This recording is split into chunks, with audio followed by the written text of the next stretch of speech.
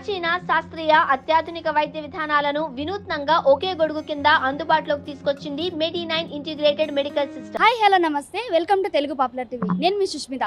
ఈ రోజు మనతో ఉన్నారు TPCC general secretary Charan Kaushik గారు. ఆయనతో కొన్ని విషయాలు అడిగి తెలుసుకుందాం.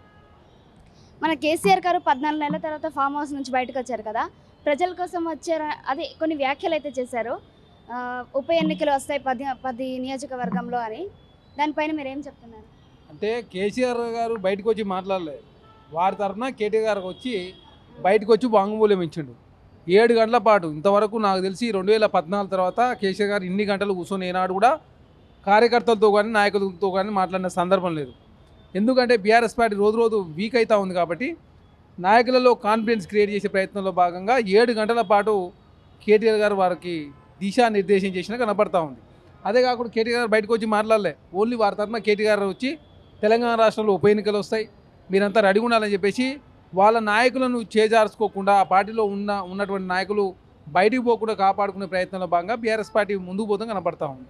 తెలంగాణ రాష్ట్రంలో బై ఎలక్షన్లు వచ్చేలేదు, సచ్చేలేదు. వచ్చిన బీఆర్ఎస్ పార్టీ పోటీ చేసేది లేదు, పోటీ చేసినప్పుడు గెలిచేయలేదు. ఎందుకంటే ఇప్పుడు 3 ఎమ్మెల్సీ స్థానాలకు ఎలక్షన్ జరుగుతూ ఉంది. అందులో సిరిసిల్ల ఉంది, సిద్దిపేట ఉంది, గజ్వేల్ ఉంది, అదేవిధంగా నిజామాబాద్ కల్లోకుళ్ళ కవిత గారు ప్రాతినిధ్యం వచ్చిన నిజామాబాద్ కూడా ఉంది. అయినా అక్కడనే పోటీ చేయనప్పుడు నార్త్ తెలంగాణలో బీఆర్ఎస్ పార్టీ బలంగా ఉన్నటువంటి ప్రాంతంలో బీఆర్ఎస్ పార్టీ పోటీ చేస్తారంటే బీఆర్ఎస్ పార్టీ పని అయిపోయింది. కాబట్టి బీఆర్ఎస్ పార్టీ నుంచి పోటీ చేయడానికి ఎవరు సిద్ధంగా లేరు. అంతకుముందు గ్రాడ్యుయేట్ ఎలక్షన్లో పోటీ చేస్తే సెకండ్ పరిమితమయ్యారు. అదేవిధంగా కంటోన్మెంట్లో ఏకంగా 3వ స్థానం. ఇంతకుముందు ఎంపీ ఎలక్షన్లో 9 స్థానాలు ఉంటే 0, 7 స్థానాల్లో 3rd ప్లేస్కి వెళ్ళిపోయింది. 2 స్థానాల్లో మాత్రం డిపాజిట్ వచ్చింది. కాబట్టి బీఆర్ఎస్ పార్టీ పని అయిపోయింది. కాబట్టి కేసీఆర్ గారు వాళ్ళ క్యాడర్ను కాపాడుకునే ప్రయత్నం భాగంగా 7 గంటల పాటు వారితో మాట్లాడి వారి సమస్యలను తెలుసుకుని కనపడతాం. ఈ 14 నెలల్లో కాంగ్రెస్ ప్రభుత్వానికి వ్యతిరేకం వచ్చిందని కేసీఆర్ అంటున్నారు. అండ్ అధికారులు ఐఏఎస్లు సీఎం మాట వినట్లేదు అని అంటున్నారు. దానిపైన మీరు అభిప్రాయం? ఇప్పుడు కేసీఆర్ గారు ఎవరిని కలిసిండు, ఏ ఊరు పోయి మాట్లాడిండు, ఏ వ్యక్తితో మాట్లాడి, ఎవరితో మాట్లాడలే కదా. ఎవరితో మాట్లాడకుండా కాంగ్రెస్ ప్రభుత్వం బలహీన పడదని చెప్పేసి కేసీఆర్ గారు ఎట్లా డిసైడ్ చేస్తాడు? వారు ఫామ్ హౌస్లో ఉన్నారు, అదేవిధంగా ఎవరిని గెలవలేదు, అదేగా గజ్వల్కి ప్రజలను కూడా గెలవలేదు. మరి ఎట్లా ప్రజల్లో వ్యతిరేకత వచ్చిందని కేసీఆర్ గారు మాట్లాడతారు? కాంగ్రెస్ ప్రభుత్వం రుణమాఫీ చేసింది 25 లక్షల మందికి 21,000 కోట్ల రూపాయలు ఉద్యోగం, అదేవిధంగా 55,000 ఉద్యోగాలు ఇచ్చింది కాంగ్రెస్ ప్రభుత్వం. జాబ్ క్యాలెండర్ ప్రకటించింది కాంగ్రెస్ ప్రభుత్వం. ఇందిరమ్మ ఇల్లు ఇస్తుంది కాంగ్రెస్ ప్రభుత్వం. అదే కాకుండా కాంగ్రెస్ ప్రభుత్వం ఒకేసారి 4 సంక్షేమ కార్యక్రమాలు ప్రవేశపెట్టింది. బీఆర్ఎస్ పార్టీ ఏంటంటే వాళ్ళ పార్టీ వీక్ అవుతూ ఉంది. వచ్చేసారి బీఆర్ఎస్ పార్టీకి కాకుండా కాంగ్రెస్ పార్టీ భారతీయ జనతా పార్టీ మధ్య పోటీ జరగబోతూ ఉంది. కాబట్టి బీఆర్ఎస్ పార్టీ ఎమ్మెల్యేలు ఎక్కడ చేజారిపోతారో అని చెప్పేసి కాంగ్రెస్ ప్రభుత్వం బలహీనపడదని చెప్పేసి ఒక మూడును క్రియేట్ చేసే ప్రయత్నం కేసీఆర్ గారు చేస్తూ ఉన్నారు. ప్రజలకు అర్థమవుతుంది, నాయకులు కూడా అర్థమవుతూ ఉంది. కాంగ్రెస్ ప్రభుత్వం పాతాళానికి పడిపోయింది, ఈసారి ఖచ్చితంగా ఉప ఎన్నికలు వస్తే బీఆర్ఎస్ గెలుస్తుందని కేసీఆర్ గారు వ్యాఖ్యలు చేశారు. దానిపైన మీ ఒపీనియన్? అంటే పాతాళానికి బీఆర్ఎస్ పార్టీ పడిపోయింది కాబట్టి BRS party teachers and graduate ఎలక్షన్లో పోటీ చేయడం లేదు.